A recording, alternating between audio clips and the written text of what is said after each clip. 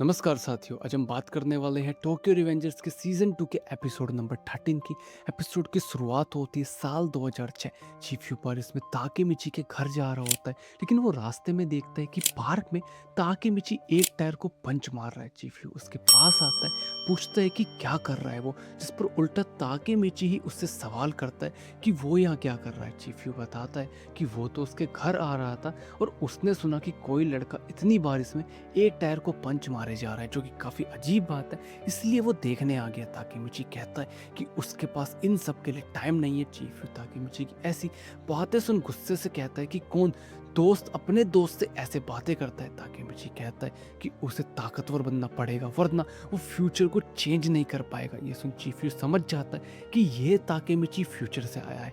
अभी चीफ को पता चलता है कि माइकी फ्यूचर में सबको मार देगा। ताकेमिची कहता है कि इसलिए उसे स्ट्रॉन्ग बनना पड़ेगा, जिस पर चीफ कहता है तो स्ट्रॉन्ग बनने के लिए वो टायर को पंच कर रहा था। ताकेमिची कहता है कि फ्यूचर में उसने टोमान छोड़ दिया, सबने उसको ऐसा करने दिया क्योंकि ताकेमिची कमजोर है, इसलिए उसे स्ट्रॉन्ग बनना पड़ेगा ताकि वो टोमान में रह सके। चीफ अभी देखता है कि ताकेमिची के हाथों से खून निकल रहा है। वो ताकेमिची से पूछता है कि कब से वो यहाँ पंच करे जा रहा है। चीफ मना करता है कि वो और पंच ना करे, ऐसे तो वो अपने आप को जख्मी कर लेगा, लेकिन ताकेमिची फिर भी टायर को पंच करता रहता है, कहते हुए कि वो नारुतो के साथ सोच रहा था कि किसने ये सब किया, वो ऐसा क्या करे पास्ट में कि फ्यूचर अच्छा हो जाए। किसने हिना को मारा, क्या वाकई माइकी ने अपने सभी दोस्तों को मार दिया। चीफ फोर्सफुली ताकेमिची को खींचता है, कहते हुए कि बस अब बहुत हो गया।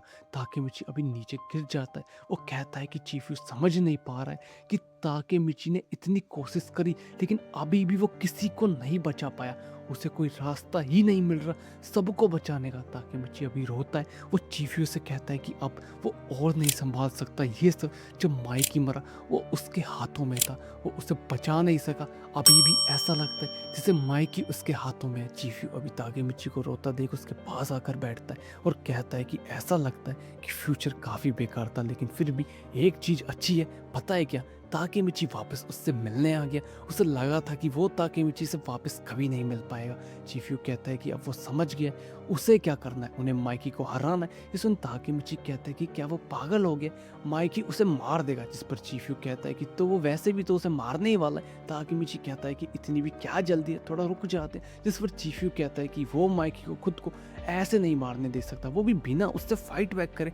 माइकी की रेपुटेशन सच में काफ़ी औसम है, कोई उससे नहीं लड़ सकता, लेकिन माइकी को हराने का ख्याल सिर्फ दो लोगों के जहन में आ सकता है और वो है चीफ यू और ताकेमिची। बारिश अभी रुक जाती है, दोनों चले जाते हैं। ताकेमिची कहता है कि अब उसे अच्छा लग रहा है, थैंक्स चीफ यू। वो जानता है कि वो माइकी को कभी नहीं हरा सकता, जिस पर चीफ यू भी कहता है कि वो भी नहीं हरा सकता, लेकिन ताकेमिची अभी बात आगे बढ़ाता है, लेकिन ये पूरा सच नहीं है। माइकी एक लॉयल फ्रेंड है। जब बाजी मरा, माइकी ने वालहल्ला से वॉर डिक्लेयर कर दी थी, सिर्फ बाजी को वापस लाने के लिए। जब माइकी फ्यूचर में मरा, उसने कहा था कि उसकी लाइफ सिर्फ एक सफरिंग थी। ताकेमिची को नहीं पता वाकई वो इतना परेशान था अपनी ज़िंदगी से, लेकिन अगर ऐसा है तो हर वो चीज़ वो करेगा जिससे माइकी ठीक हो सके। आफ्टर ऑल यही तो दोस्त करता, और उसने अब अपना मन बना लिया है कि वो तब तक फ्यूचर में वापस नहीं जाएगा जब तक वो टोमान का लीडर नहीं बन जाए। जिस पर चीफ यू कहता है कि इसमें वो भी उसके साथ है पार्टनर। अभी दोनों पब्लिक पाथ में होते हैं। चीफ यू पूछता है तो कुछ प्लान है क्या, क्योंकि हेड टू हेड माइकी से जीतना पॉसिबल ही नहीं।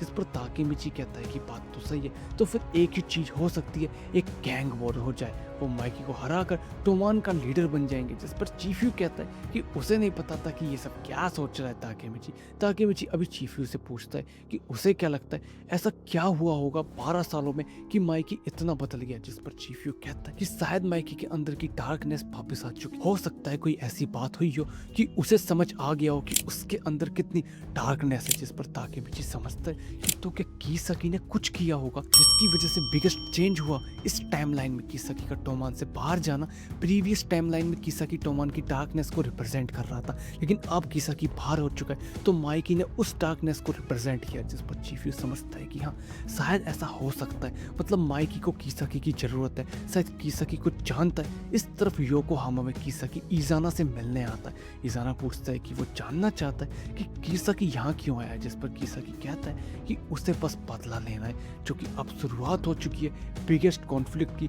टोमान की हिस्ट्री में। अभी कुछ टाइम बाद ताकेमिची के दोस्त साथ में होते हैं, आकुन और वो सुसु करने जाते हैं तो बाकी के दोनों वहीं रह जाते हैं। तभी कुछ लड़के यामागिसी से टकरा जाते हैं, जिस पर माकोटो और यामागिसी उन लड़कों को चमकाते हैं कि किसी से टकराने पर माफी मांगते हैं कि वो नहीं जानते वो दोनों टोमान फर्स्ट डिवीजन के अटैक स्क्वाड में हैं। ये सुन वो लड़के डर जाते हैं और वहां से भाग जाते हैं। तभी 3 तेंजाकू मेंबर यहाँ आते हैं और पूछते हैं कि तो वो टोमान में से है। मीनवेल चीफू ताकेमिची के घर बैठा होता है और कहता है कि 2 हफ्ते हो गए हैं जब से ताकेमिची ने टोमान का बॉस बनने की सोचा है, लेकिन प्लान तो अभी भी कुछ नहीं है उनके पास। जिस पर ताकेमिची एकदम खड़ा हो जाता है और कहता है कि उसे समझ आ गया है कि क्या करना है, इसलिए दोनों अभी शिबुया स्टेशन आते हैं। चीफू कंफ्यूज होता है कि यहाँ आकर वो कैसे क्लिंग किड्स की दुनिया के शिखर पर जाएंगे। जिस पर ताकेमिची कहता है कि सोनान जुनाई गोमी इस मांगा को उसने पढ़ लिया है। अब वो समझ गया है कि डेलिंक्वेंट्स वर्ल्ड के शिखर पर जाने के लिए योकोहामा गैंग को उन्हें हराना पड़ेगा। इस पर चीफू कहता है कि ओह काफी सिंपल प्लान है ये तो उसके दिमाग में क्यों नहीं आया, इसलिए वो ताकेमिची के साथ जाने से मना कर देता है। जिस पर ताकेमिची कहता है कि कैसा दोस्त है वो, और वो चला अकेले। चीफू अभी जाने लगता है तभी माकोटो और यामागिसी वहां आते हैं। चीफू उन्हें देखता है कि उनकी पिटाई किसने करी। इस तरफ मेट्रो पर ताकेमिची देखता है कि ये लोग कौन है। योकोहामा गैंग का एक मेंबर ताकेमिची से टकरा जाता है। मीनवेल चीफू को पता चलता है कि माकोटो और यामागिसी योकोहामा गैंग से भिड़ गए थे। इधर योकोहामा गैंग के लोग आकुन को पीट चुके होते हैं। वो उससे पूछते हैं कि क्या ये लड़का टोमान का है, जिस पर आकुन मना कर देता है। ताकेमिची को भागने का इशारा करता है, लेकिन ताकेमिची आकुन का नाम ले लेता है। ये सुन सब समझ जाते हैं कि ये भी टोमान का ही हिस्सा है। तभी चीफू वहां आकर ताकेमिची को बचा लेता है। चीफू ताकेमिची और आकुन को यहाँ से भागने को कहता है और अकेला ही उन्हें संभालने लगता है। ताकेमिची आकुन को खड़ा कर अभी उसको लेकर भागता है, कहते हुए कि ये कौन है, क्यों उनके पीछे पड़े हैं। इधर चीफू अकेला ही सबको पीट रहा होता है। तभी तेंजुकु बिग 4 कांजी मोजुची की चीफू को एक घूंसे में लिटा देता है और सबको आगे बढ़ने को कहता है। ताकेमिची अभी युकुन को लेकर भाग रहा होता है। योकोहामा गैंग के लोग उसका पीछा कर रहे होते हैं। योकोहामा गैंग के लोग उसका पीछा कर रहे होते हैं। आगे माकोटो यामागिसी उसकी हेल्प करते हैं। एक बिल्डिंग के पीछे के रास्ते से वो भागते हैं। ताकेमिची पूछता है कि ये क्या है। माकोटो बताता है कि ये उसकी गलती है। ये लोग योकोहामा से तेंजुकु गैंग है, उसकी वजह से लड़ाई शुरू हुई, लेकिन पता नहीं कि क्यों वो टोमान के पीछे पड़े हुए। जब वो उनसे बच रहे थे ताकि भी उस वक्त अलग हो गया। आकुन की हेल्प से माकोटो और यामागिसी बच गए थे। आकुन अभी ताकेमिची को कहता है कि वो लोग सही में बुरी खबर है। उसने सुना है कि 300 तेंजाकू मेंबर टोक्यो आए हैं आज। ताकेमिची ये सुन समझ जाता है कि मतलब चीफू उन सबसे अकेला ही लड़ रहा है, इसलिए वो आकुन को कहता है कि वो यामागिसी के साथ चला जाए, टोमान को इन्फॉर्म करे। वो कुछ भूल गया, जल्दी आता है वो। ताकेमिची भागता हुआ चीफू के पास जाता है। वो खुद से कहता है कि चीफू को पता था कि वो सब इतने सारे लोग हैं, फिर भी वो अकेला ही लड़ने लग गया वहाँ। तभी एक तेंजाकू मेंबर ताकेमिची को क्रॉस लाइन दे देता है। ताकेमिची अकेला पड़ जाता है और वो पिटने लगता है। तभी आकुन वहाँ आता है और यामागिसी और माकोटो कहते हैं कि वो कोई मीजू स्कूल के बच्चे नहीं है और टोमान फर्स्ट डिवीजन में है और वो अपने कैप्टन की सेवा में उपस्थित है। ताकेमिची अकेला अब चीफू को बचाने नहीं जा सकता, वो भी साथ देंगे और अब तेंजाकू गैंग मेंबर को पीटना सब चालू कर देते हैं। लेकिन काफी देर बाद भी हालत अभी इन्हीं की खराब हो जाती है, वो सब थकने लगते हैं। ताकेमिची सोचता है कि ये कौन है, उसने कभी तेंजाकू का नाम नहीं सुना, ये पास्ट के किसी भी टाइमलाइन में नहीं थे। तभी किसाकी वहां आता है, तेंजाकू की यूनिफॉर्म में होता है वो ताकेमिची को माई हीरो कहता है। इसमें Takemichi previous timeline season 1 episode 26 की बात को याद करता है कि जब किसाकी ने माई हीरो कहा था। किसाकी कहता है कि अब कैंटो इंसिडेंट शुरू हो चुका है। ये सुन ताकेमिची समझता है कि क्या ऐसे सब शुरू होने वाला है और इसी के साथ एपिसोड नंबर 13 खत्म हो जाता है। एपिसोड 13 कैसा लगा कमेंट बॉक्स में जरूर बताना, अच्छा बुरा वो भी अपना फीडबैक जरूर देना। एफर्ट्स अच्छे लगे तो लाइक सब्सक्राइब शेयर जरूर करना और मिलते हैं नेक्स्ट वीडियो में, तब तक के लिए धन्यवाद।